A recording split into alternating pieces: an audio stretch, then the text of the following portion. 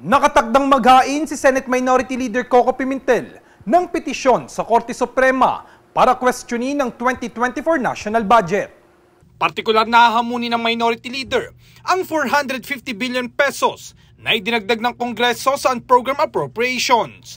Magugulitang si Pimentel ang naunang nag-claim ng panukalang pondo ngayong taon ay mas malaki kumpara sa inaprobahang 5.768 trillion pesos. Sinabi ng senador na mayroong mga insertion na nagkakalaga ng 731 billion pesos bilang unprogram funds.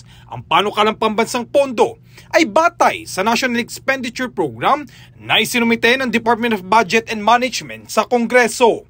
Una nang sinabi ni Pimentel noong Disyembre ng nakaraang taon na maaaring panatilihin ng Kongreso ang iminungkahing pondo o bawasan ito, ngunit hindi maaaring dagdagan na mas mataas kumpara sa iminungkahe sa National Expenditure Program. Saad ng senador, tinatapos pa niya ang kanyang petisyon para tugunan ang unconstitutional increase na ginawa ng Kongreso sa Program Appropriations na nagkakalagayan ng 449.5 billion pesos.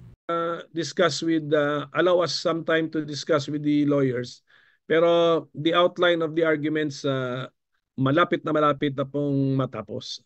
The target is supposed to be this week, pero siyempre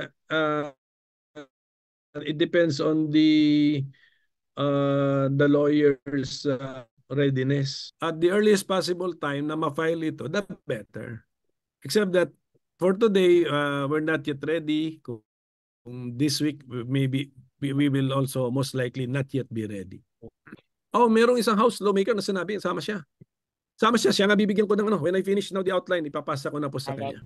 Noon nang binatikos ni Lagman ang 449.5 billion pesos hike sa unprogram funds sa ilalim ng 2024 national budget na tinawag itong constitutional infirmity. Binigyan din pa ng Minority Leader na hindi ito ang unang pagkakataon na lumabag ang panukalang pondo at nangyari na rin ito sa 2023 national budget.